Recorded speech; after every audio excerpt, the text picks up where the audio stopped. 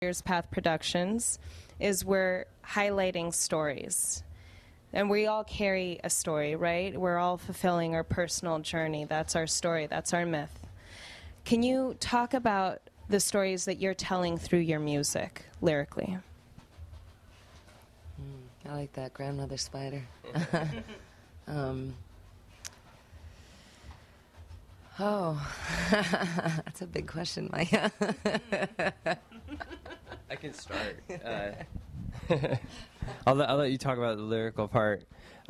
Musically, we're telling to me, we're retelling the same story that has been told over and over again about how music has always been mixing. We keep talking about flamenco. Flamenco is it's a great example because there's a whole school of people out there who think that there's this idea that flamenco is this pure art form and it exists as this thing by itself. But really, for it to be that, it has been mixed with so many different styles of music. And even today, it's always being changed. Ojos de Brujo is a great example of that. There's so many artists have gone through and just keep changing it up and keeping it fresh and new. And then we might say 30 years from now, oh, but that's how you play flamenco. That's the real way. That's the traditional way. But at that moment, it was new. So that's like the musical. That's what Locura does. We're always mixing these styles. So a lot of people might say, well, you're watering down this timba groove, or you're watering down son jarocho, or you're watering down reggae. But to us, that's the music that we hear all the time, and we may not be the Paco de Lucia of flamenco, or we're not the son de madera of son jarocho, but we just are hearing those musics all the time and incorporating it into our own and making our own thing out of it. And to me, that's just the story that keeps continually being told about how people and cultures, all these themes we're talking about, are constantly mixing and moving around, and so that's the musical part of it. Yeah, I like that retelling the stories that have been told. For me, this musical journey and this band, Locura, has been a space for me to come, obviously deeper into my art, because it was something I came into much later in my life, and it was what I came into when I came to Califas. But it's really, also a very personal journey of me as a woman, being in this land, and as I'm learning the stories of the borders here and the border crossers and the people that I'm coming, that I'm meeting here, I'm learning more about myself and learning about, trying to find out more about my roots on my mom's side and on my dad's side, and it's really been here that I've come across a lot of really amazing women, whether it was women I was studying in school, like Ansaldúa, or whether it's women that I had as a teacher, like Celia Herrera Rodriguez, who inspired, the name for our band, which is Semilla Caminante, or whether it's the women, that I'm meeting in my day-to-day, that I'm making music with, or that I'm, watching perform in my community, or, raising awareness about really important issues.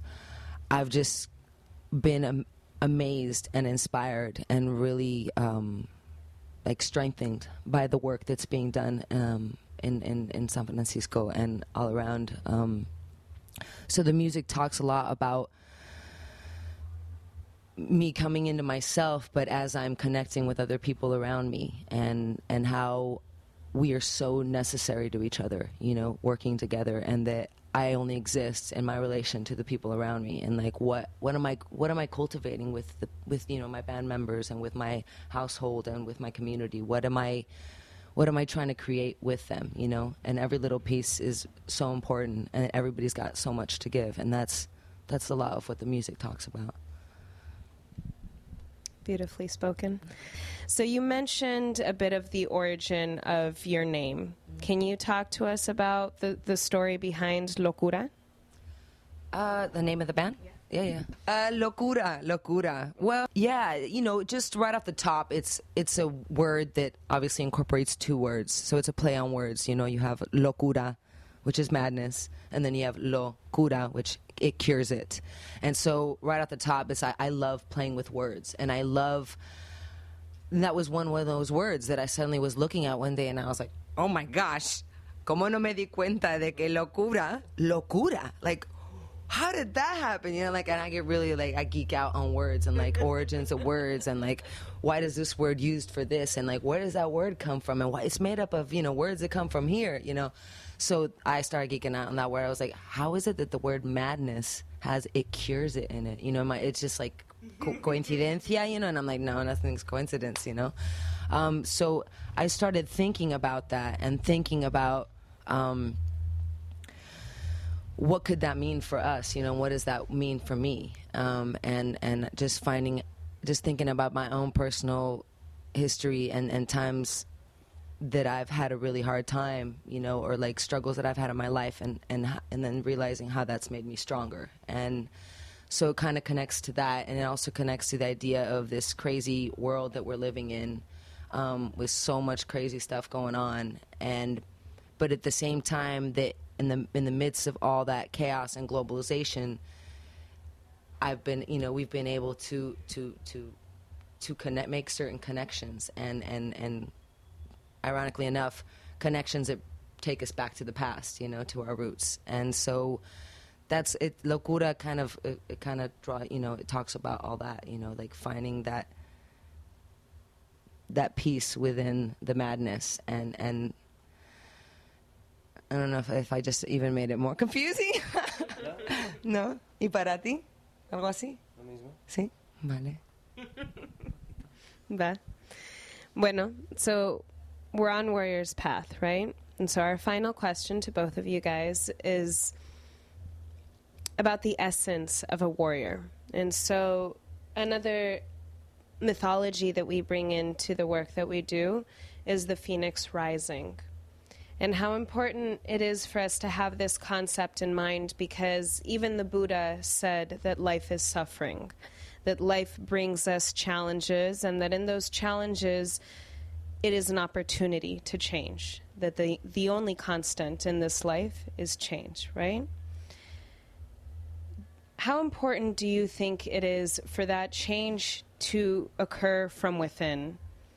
And then once that happens, so bringing it back to the phoenix, bringing it back to these moments of struggle that we all experience in life and globally, right?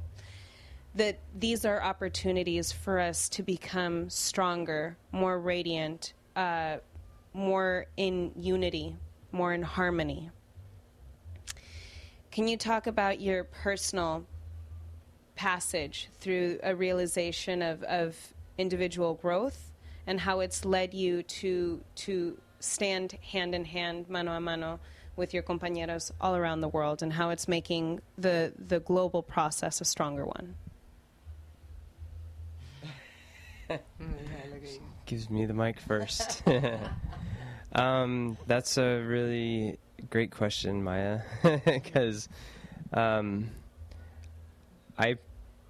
don't even really know where to start with that. I feel like one thing I've noticed over time is that everything you do for yourself is going to color your reality around you.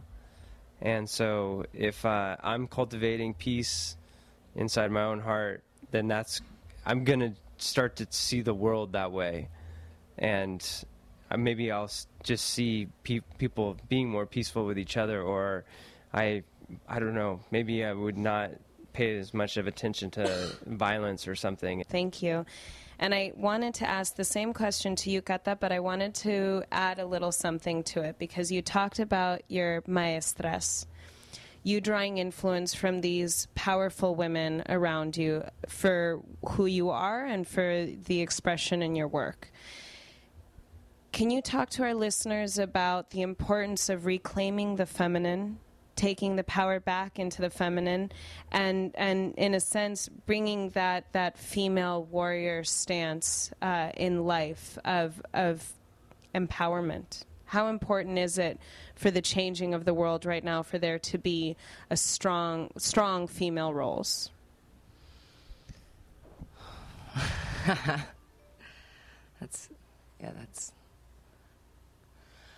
Well, I think that just coming back to balance, whether it's bringing in, more male energy into your life or female, but yeah, definitely this earth and this society and this global culture is definitely out of touch with the feminine and with that type of movement, and a lot of it has to do with also forgetting that so much of forgetting where we come from, forgetting that we come from the mother, from nature, and forgetting that we come from our mothers, and forgetting the struggles of our mothers, and realizing that like one of the things that was interesting for me to learn when I was learning about the Chicano movement and a lot of the manifestaciones and a lot of the reclaiming of power and of land and of culture was forefronted so many times by women, and these stories kind of like slip under the rug, and so once again it's like the power, like the idea of power and strength is always, or warrior even, is connected to a man or a male energy, and for me, it's for my own personal self, it's been really about also being comfortable with somebody who feels the presence of both energies and doesn't feel like and is tried to resist this pressure to be, ultra feminine or to be, ultra masculine, if that's also pressure. So yeah, like for me, that has been a lot of learning about what womanhood or what female energy is, because I lost my mother at a very young age, and so I wasn't raised with a lot of female presence in my life, even though I had tons of aunts, on my mom's side. She had a lot of sisters, but I wasn't being raised with them. I was being raised with my father and my brother, which, thank you so much to my father. But I didn't have a lot of female presence in my life, and so as I was maturing, and then I come in, happened to be doing a lot of that here, and coming here to this land, finding a lot of women and then meeting their mothers and their sisters, and then reading about so many amazing and learning about so many amazing women has really opened my eyes to my own oppressions and self-inflicted oppressions, where I was maybe in my own mind degrading women or thinking that men were stronger, So it's realizing that in myself as I'm coming to learn about and meet and connect with all these women is finding my own contradictions within myself, and then coming into my own womanhood. So that is a very important element in my idea of la guerrillera. La guerrera is which is the title in front of your song. Yeah. That I play and repeat.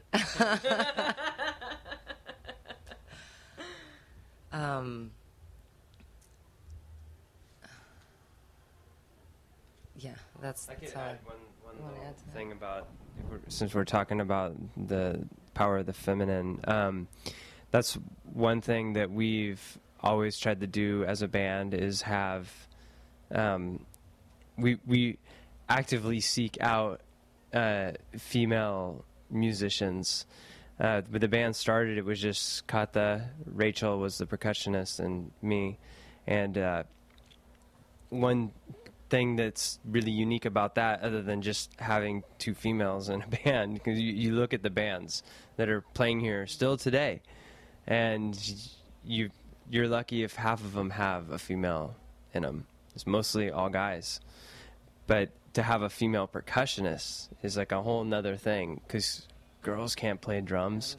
But it's true, they really can, and they can rock it. So yeah, we've always actively sought that out. And so right now in the lineup, we have Stephanie, who's a flamenco dancer, which is a common female role, but she's also playing percussion too. So that's just something that's been important to us, and we've actually had reactions to it from other band members who have been in other bands, and I've had some of the guys come to me and say, "This is really interesting. I've never been in a band with women before. It's a different kind of experience, even though we're still a majority men, but even just having that little bit changes the whole dynamic immediately." And it's something that's been important to us inside the music, is to we make an effort to retain as much feminine energy with actual players as possible. Absolutely. And thank you for that. As Kata was saying, it's about creating the balance, right? We're all made of the masculine and the feminine. The commodification of woman is something that we absolutely have to deconstruct. And so I wanted to give my personal thanks to you, to band members who are exemplifying an image of a stronger human individual. That's, to me, the art that you guys are projecting. And so I wanted to thank you for that. From the heart, del corazón.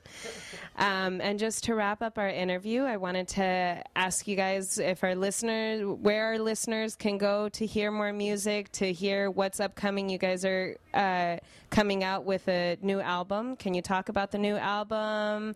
Can you direct people to where they can find out more information about Locura? Por supuesto. Yes.